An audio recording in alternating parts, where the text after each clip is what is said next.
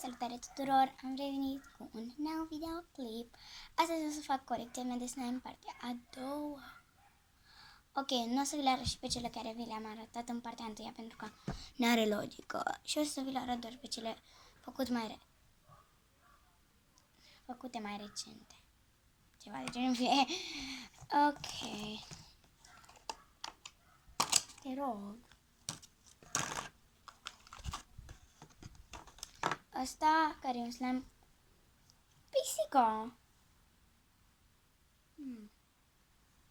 Asta care e un slime roz deschis și ultimul care l-am făcut, sincer, nu e prea reușit. Nici e tare.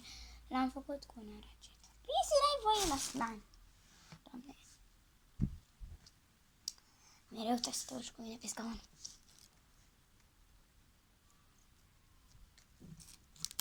Du-te la cameră. Uită-te, tu te uiți la slime. Nu te lasă să mănânci. Ok, și nu prea-mi place.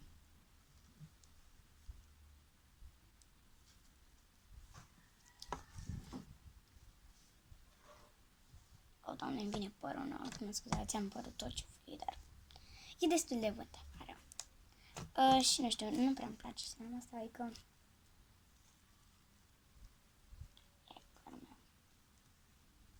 Așa. Bun.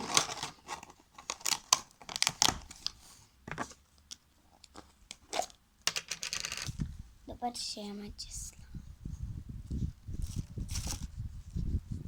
Te rog, pisico! Acest slime care tocmai ce am jucat cu el, așa că nu prea face baloane, adică, Doamne, nu știu, e clear puțin. Nu? Mi se pare mie. Și e roz. E destul de drăguț asta, sincer. Tu sper că n-ai porici. Așa. De ce te freci de mine? Așa, în fine, nu o băgați pe pisic, seamă. Și care, gen, ar fi un fel de Jiggly slime. Sper că zic bine. Nu știu, acest slime are loțiune și miroase foarte bine. Oh, Doamne.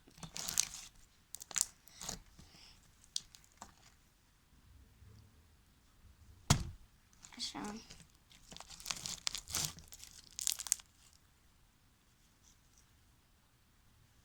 Așa.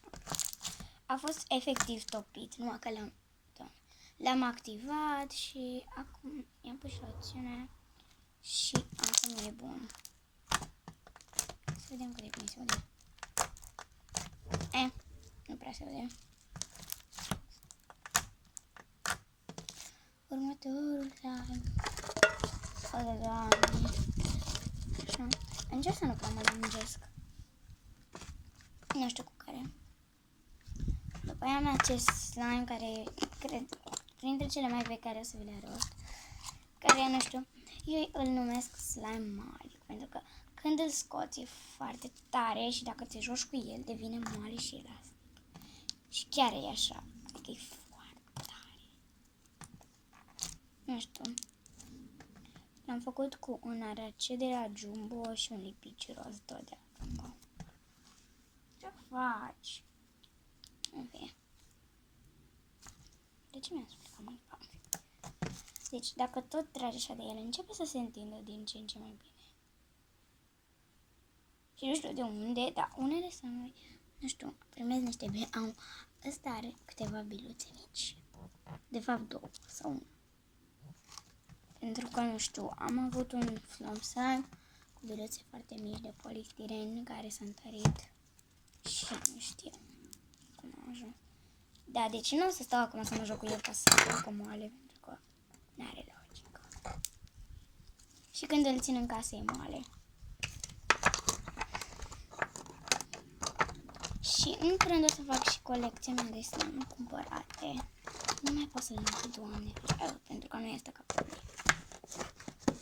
Te-mi pierdut cava, uite. În curând o să fac colecția mea de slime cumpărate. Stați un pic.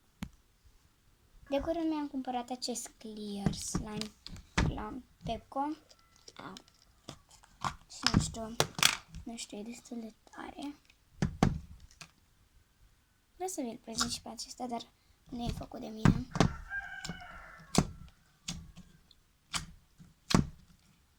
Wow! Cum se simte? Oh my god!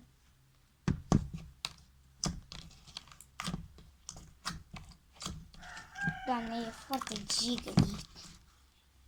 Nici nu știu dacă zic bine. Așa, deci că se mișcă. Nici nu se întinde. Dar e foarte rece. O să vi-l prezint mai pe la sfârșit, poate sau nu. Nu știu, asta o să vi le arăt în colecția mea de slime-uri cumpărate. Păi am asta cu care numai ce m-am jucat. Nu e Bubble sau ceva. A fost un clear slime care s-a topit sau dezactivat, nu știu. Și era un slime superb. Nu știu dacă l-am prezentat în colecția mea de slime partea 1. Doamne, deja 6 minute, în fine. Da, nu știu dacă l-am prezentat în colecția 1. Da, am fost unul dintre slime-urile mele preferate, acest slime și da. L-am transformat, i-am pus multe chestii noi și spumă de ras și acum e destul de micos, nu știu, s-a micit rău. Așa, după ce am asta, care e habar aici.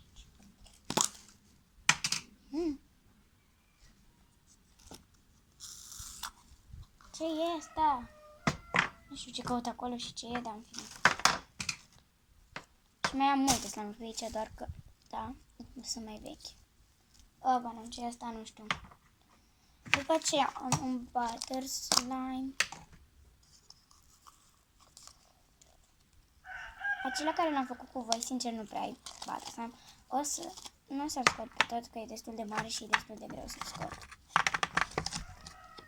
Așa că o să scot atât, doar mai este. Deci nu știu, și cleiul era foarte ciudat, era cam lipicios. Habar n-am, nu e un butter prea mult.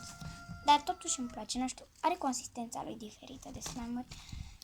L-am făcut cu lipici de la Big.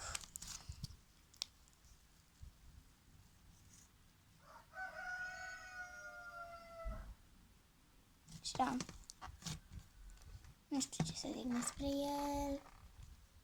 Asta e o parte foarte mică din colecția mea de slime, pentru că majoritatea au devenit cam nașpa. Nu știu. Deci chiar nu știu să fac o chirie din asta de merg. În fine. Da, nu prea e butter slime. Da. Ok, nu știu. O să iau acest slime care l-am făcut cu voi, cu biluțe. E într-o cutie de Nutella. Era cam dezactivat, era cam lipicios, nu știam ce să fac. Tot puneam activator. Și era cam lipicios, dar era un slime foarte bun. Dar i-am pus cam mult activator și în sfârșit s-a activat. Îmi pare foarte rău pentru el. Poate dacă îl... ai plecat? Bine. Și apropo, scrieți-mi în Wow, mi-a ieșit!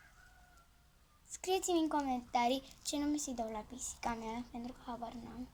Ce nume să-i dau? Nu e Matena, e pisică. Bine. Înainte făceam niște baloane foarte mari, n-am poze ca să vă arăt. E cu biluțe și acum e un slime acceptabil. Înainte era fain.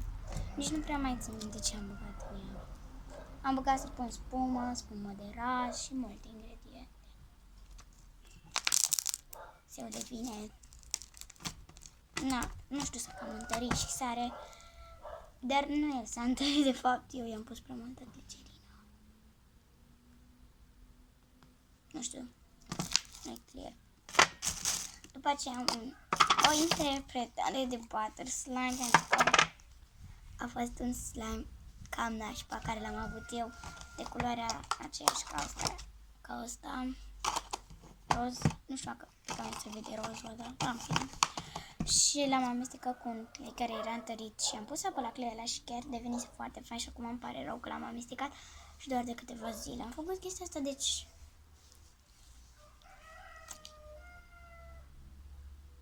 poate dacă să-i pun apă devine mai fain, nu știu,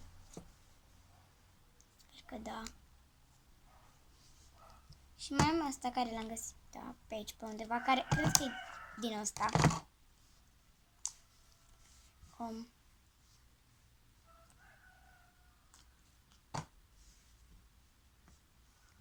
Tare, e tare, asta tare, deci da. Nu știu ce să fac cu el, poate să pun apă și... sincer, nici nu știu care este meu preferat aici, ce e? Deși scârbă că mă uit. Bun, și cam atât, nu? Să pun asta aici, unde e locul? Da, înainte de să încheia video singur, probabil o să vreau să vă arăt puțin. Da, deci asta e cumpărat. Mi-ar fi plăcut mult dacă ar fi făcut de mine, o să scot. Nu știu, devine foarte ușor plinie la loc. Oh my god, a căzut pe jos. Să nu se apropie piston. O secundă. Deci nu pot să a căzut pe jos. Ce e clear deja. Se întinde absolut de... Poate găsiți și voi la Pepco. Eu zic să vi-l luați dacă îl găsiți. Nu mai știu cât a costat.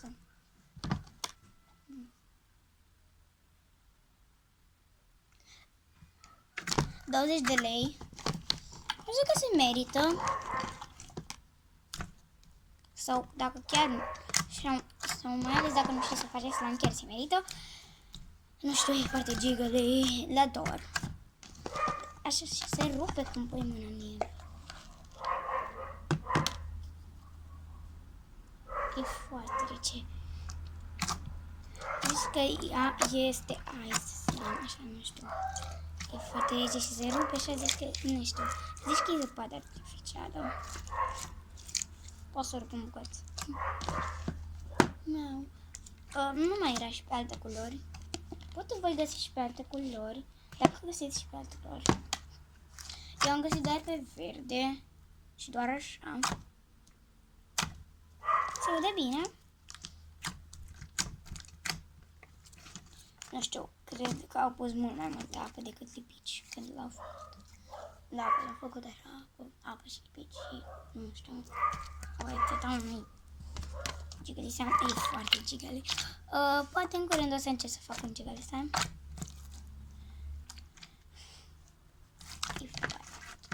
Ok, și cam o să închei videoclipul. Pentru că da, mai am pe slime-uri și cumpărate și necumpărate și mai e și ăsta și da.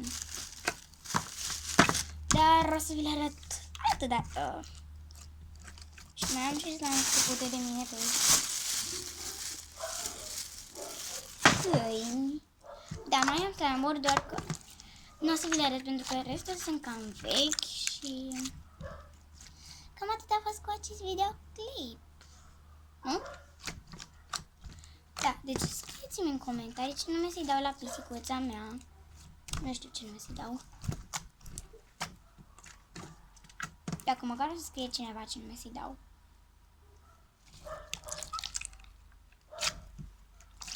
I-am dat și o jucărie. A rupt-o deja. Da, și cam atât a fost videoclipul. Nici nu știu ce să mai zic.